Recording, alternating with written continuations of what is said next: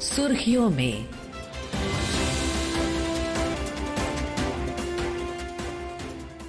ये आकाशवाणी है। प्रस्तुत है कार्यक्रम सुर्खियों में। इसके अंतर्गत सुनिए, आपातकाल के 50 वर्षों पर प्रख्यात पत्रकार पद्म भूषण राम बहादुर राय के साथ आकाशवाणी संवाददाता आदित्य शुक्ला की विशेष बातचीत। 25 जून 1975 भारतीय लोकतंत्र के इतिहास की वो तारीख जिस दिन तत्कालीन इंदिरा गांधी सरकार ने देश में आपातकाल लगाया। आपातकाल का वो समय कैसा था, कैसे सरकार ने नागरिकों के सभी अधिकार छीन लिए थे और कैसे तब भी समाज के एक वर्ग ने सरकार का विरोध किया और देश में लोकतंत्र को जीवित रखा। तब सरकार के विरोध में उठी एक ऐसी ही आवाज का नाम है राम बहादुर राय। आप देश के प्रख्यात पत्रकारों में से एक हैं। आपातकाल के उस दौर में आपने मनमाने ढंग से काम कर रही सरकार का विरोध किया, जिसके लिए आपको लगभग 1.5 साल जेल में भी रखा गया। आज हम स्वागत करते हैं आकाशवाणी में राम बहादुर राय जी का। राय साहब, मेरा पहला सवाल आपसे यही होगा कि आप जेपी जयप्रकाश नारायण के बेहद करीबी लोगों में से थे। जब देश में इमरजेंसी लगाई गई थी उस दौरान आप बहुत सक्रिय रूप से भागीदार रहे। उस आंदोलन के बीच जो छात्र आंदोलन देश भर में चल रहा था, जिसका नेतृत्व जेपी के हाथों में था। तो सबसे पहले हम आपसे यही जानना चाहेंगे कि 25 जून 1975 से पहले देश में क्या घटनाक्रम चल रहा था और अपने उन यादों से आप हमें क्या बता सकते हैं। इमरजेंसी के 3 कारण बताए जाते हैं। पहला कारण बताया जाता है कि जेपी आंदोलन से अशांति का बड़ा खतरा पैदा हो गया था, इसलिए इमरजेंसी लगानी पड़ी। लेकिन दूसरा कारण बताया जाता है कि कांग्रेस के अंदर भी इंदिरा गांधी को चुनौतियां थी। तीसरा कारण बताया जाता है कि आर्थिक स्थितियां बहुत बिगड़ रही थी। मेरा अध्ययन से और उस समय की यादों के आधार पर मेरा अपना निष्कर्ष है कि सिर्फ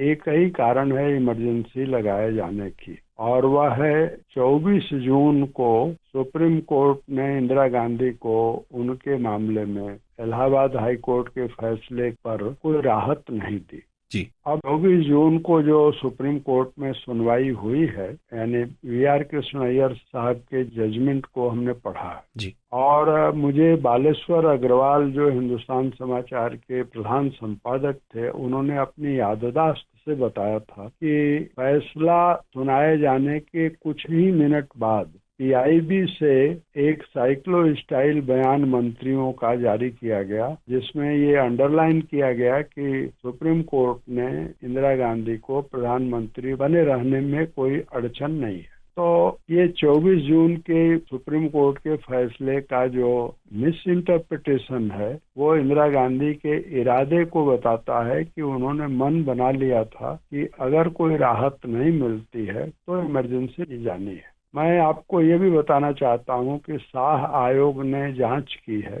12 जून से 25 जून की घटनाओं जी। शाह आयोग ने इस बात की भी जांच की है कि क्या उन दिनों सचमुच अशांति का खतरा था। तो आईबी की जो रिपोर्ट है पिछले 3 महीनों की, उसमें आंदोलन की जो गति है जेपी आंदोलन की, वो मंथर हुई थी, यानी कमजोर पड़ी थी। इसलिए जगह जगह जो आंदोलन की गतिविधियां होती थी, उससे जो पुलिस और आंदोलन में टकराव होता था, उसमें भी कमी आई थी। इसके बावजूद 25 जून की आधी रात को जेपी को और जेपी सहित 250 लोगों को दिल्ली में गिरफ्तार करने का हुक्म प्रधानमंत्री निवास से लेफ्टिनेंट गवर्नर को दे दिया गया। उस समय लेफ्टिनेंट गवर्नर जो थे वो किशन चंद्र थे और उनके सेक्रेटरी थे नवीन चावला, जो बाद में सीईसी भी बने। नवीन चावला ने शाह आयोग को गवाही दी है कि हमको पीएम हाउस से,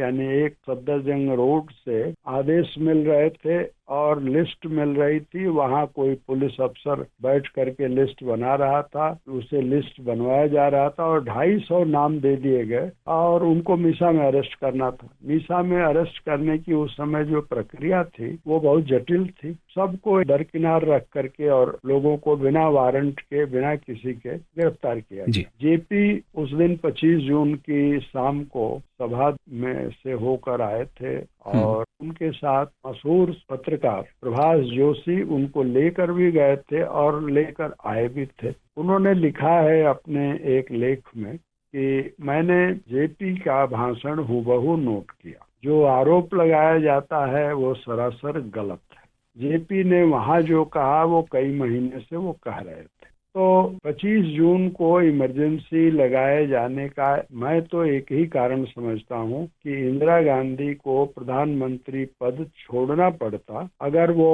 इमरजेंसी न लगाती, क्योंकि सुप्रीम कोर्ट ने उनकी सदस्यता बहाल नहीं की, लेकिन ये कहा कि आप लोकसभा जा सकती हैं, लेकिन वहाँ के रजिस्टर पर दस्तखत नहीं कर सकती हैं। तो एक बहुत हास्यास्पद स्थिति उनके सामने थी।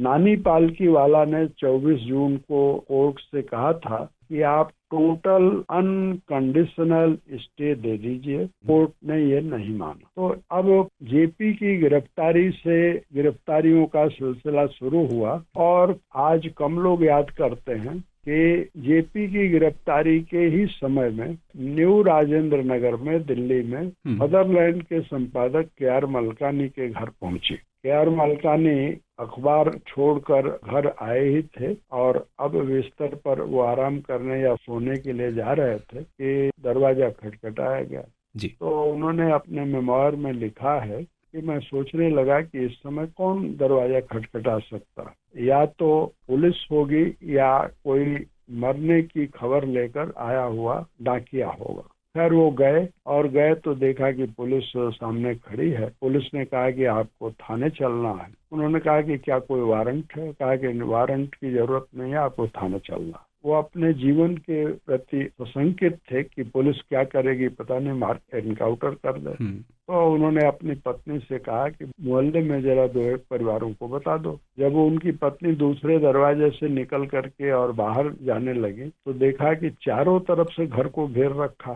तो मनमानी तरीके से इमरजेंसी पर फखरुद्दीन अली अहमद साहब के दस्तखत करने के बाद गिरफ्तारियां शुरू हो गई थी। आपने गिरफ्तारियों का जिक्र किया, तो जेपी की गिरफ्तारी कहाँ से हुई थी और उनके साथ कितने लोग गिरफ्तार किए गए थे? गांधी शांति प्रतिष्ठान में उन दिनों ठहरते थे और उसी कमरे में ठहरते थे जिसमें बाद में अनुपम मिश्र का दफ्तर होता था। ये सिंगल स्टोरी बिल्डिंग है जीपीएफ के मेन बिल्डिंग के दाहिने तरफ। उसके बड़े कमरे में वो ठहरते थे। बगल का छोटा जो कमरा है वो उनके मिलने जुलने वालों के लिए रखा जाता था।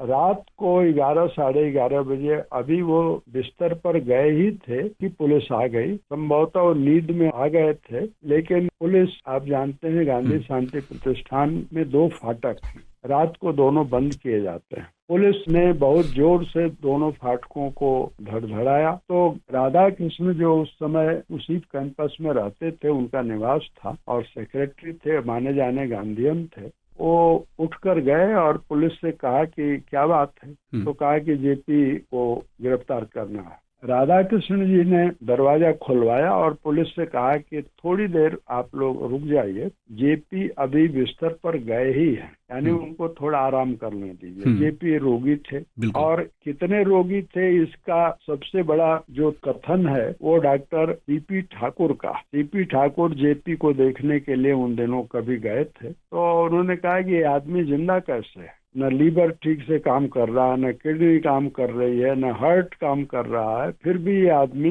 अपने संकल्प से जिंदा और आंदोलन का नेतृत्व कर रहा है। ये सीपी ठाकुर ने कहा, जो पटना के उस समय के सबसे बड़े डॉक्टर थे, बाद में वाजपेयी जी की सरकार में हेल्थ मिनिस्टर भी हो गए। लेकिन उस जेपी को, जो उनकी काया रोगी थी, आत्मा उनकी प्रबल थी, लोकतंत्र की लड़ाई लड़ रही थी, उस जेपी को आराम करने नहीं दिया गया और जबरन उनको पुलिस की गाड़ी में बैठा दिया गया। जब ये बात चंद्रशेखर को मालूम हुई कि जेपी गिरफ्तार किए जा रहे हैं तो उन्होंने टैक्सी मंगवाई। चंद्रशेखर जी ने अपनी जेल डायरी में और अपने मेमोयर में लिखा है। टैक्सी से वो गांधी पीस फाउंडेशन पहुंचे तो देखा कि जेपी को पुलिस की गाड़ी में बैठाया जा चुका है और गाड़ी अब चलने लगी है, तो उन्होंने उसके पीछे पीछे अपनी टैक्सी लगवा दी। पार्लियामेंट स्ट्रीट थाने पहुंचे। जेपी से उनको थोड़ी देर बातचीत हुई और उसके बाद जेपी को अलग कमरे में ले जाया गया और चंद्रशेखर जब बातचीत करके निकल रहे थे तो पुलिस के अफसर ने कहा कि सर आप भी अरेस्ट हो चुके हैं, अब आपको अगर कोई कुछ कपड़ा लेना है तो कोई आदमी आपके साथ जाएगा, आप गिरफ्तार हो चुके हैं। तो उन्होंने कहा ठीक है। वहीं चंद्रशेखर अरेस्ट हुए। और इस तरह से आपको मालूम है कि उस रात बीजू पटनायक, अशोक मेहता, राजनारायण, के.आर. मलकानी, भाई महावीर, समर गुहा, ऐसे जो नाम याद है, करीब 25-26 बड़े नेता गिरफ्तार हुए और सबको एक जगह इकट्ठा किया गया। फिर उसके बाद उनको बस में बैठा करके अंधेरे में ही रोहतक जेल भेजा गया।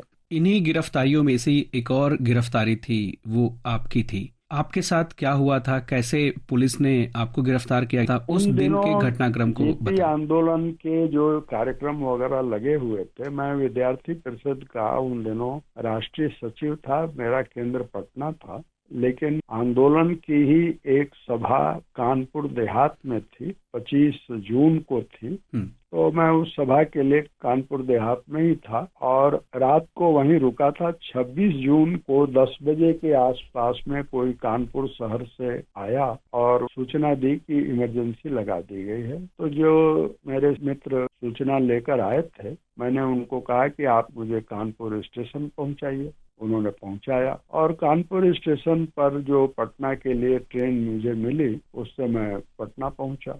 पटना पहुंचकर मैंने जेपी के सहयोगी त्रिपुरारी शरण और हमारे जो मार्गदर्शक कह सकते हैं गोविंदाचार्य, उन दोनों से मैंने भेंट की। इन दोनों ने सलाह दी कि आप यहाँ सुरक्षित नहीं हैं और पहले एक सुरक्षित जगह जाइए। तो सुरक्षित जगह मेरी समझ में आई कि बनारस हो सकता है। बनारस में मेरी पढ़ाई लिखाई हुई है। जहाँ मैं रहना चाहता था छिपकर, उसके लिए निकला कि पहले बात कर लें जाकर। मैरागंज चौराहा बीच में आता है, वहाँ जब मैं पहुंचा और सड़क पार करके छिपते हुए मैं चाहता था कि जहाँ जाना है वहाँ जाऊं, उस चौराहे पर सुधाकर पांडे, उस समय के कांग्रेस के लोकसभा सदस्य, और उनके लोग वहाँ बैठे थे।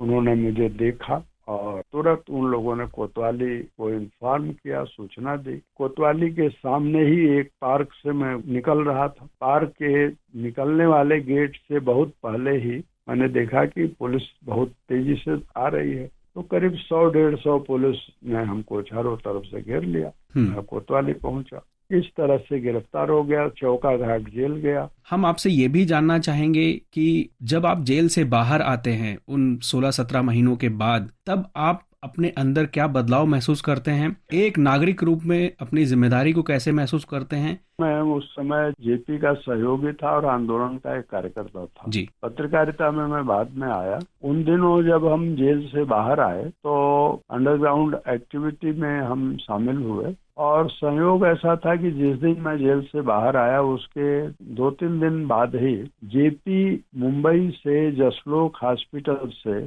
चल करके बनारस आए और इसलिए आए कि उनके मित्र ध्वजा प्रसाद साहू का निधन हो गया था। जब मुझे मालूम हुआ कि जेपी यहाँ है तो मैंने जेपी से मुलाकात की और मैंने पूछा कि आपकी इस समय सलाह हमारे जैसे लोगों के लिए क्या है। तो उन्होंने कहा कि राम बहादुर बाबू, केवल एक ही काम करना चाहिए इस समय। जो विपक्ष के राजनीतिक दल हैं, खास करके गैर कम्युनिस्ट राजनीतिक दल यानी जनसंघ, कांग्रेस संगठन, सोशलिस्ट पार्टी और लोक दल, इनके नेताओं को समझाकर, कार्यकर्ताओं को समझाकर और एक वैकल्पिक राजनीतिक दल का गठन जल्दी कर लेना चाहिए। इसमें जितना आप प्रयास कर सकते हैं करिए। ये बहुत स्पष्ट था उनका संदेश, बातचीत का सार था। मैं ये कह सकता हूँ कि इन बातचीत का एक ही मेरी याद में है कि विपक्ष जेपी के संदेश को बहुत सकारात्मक रूप से समझ नहीं पाया था तब तक, और 18 जनवरी को जब चुनाव की घोषणा हुई तो अंततः 2 दिन बाद यानी 20 जनवरी को जनता पार्टी का गठन हो गया। तो माहौल बदला और ऐसा बदला कि इंदिरा गांधी खुद भी चुनाव हार गए, बिल्कुल, संजय गांधी भी हार गए। जनता ने उस लोकतंत्र को फांसी के फंदे से उतार करके और फिर से संसद में, संविधान में स्थापित किया। राय साहब, आप हमसे जुड़े, आकाशवाणी के साथ इस संस्मरण को साझा किया, इतने बेहतर ढंग से हमें उस सब वाकये से रूबरू कराया हमारे श्रोताओं को, इसके लिए बहुत बहुत धन्यवाद। आपको भी। अभी आप सुन रहे थे आपातकाल के 50 वर्षों पर प्रख्यात पत्रकार पद्म भूषण राम बहादुर राय के साथ आकाशवाणी संवाददाता आदित्य शुक्ला की विशेष बातचीत। यह कार्यक्रम आकाशवाणी के समाचार सेवा प्रभाग द्वारा प्रस्तुत किया गया। सुर्खियों में।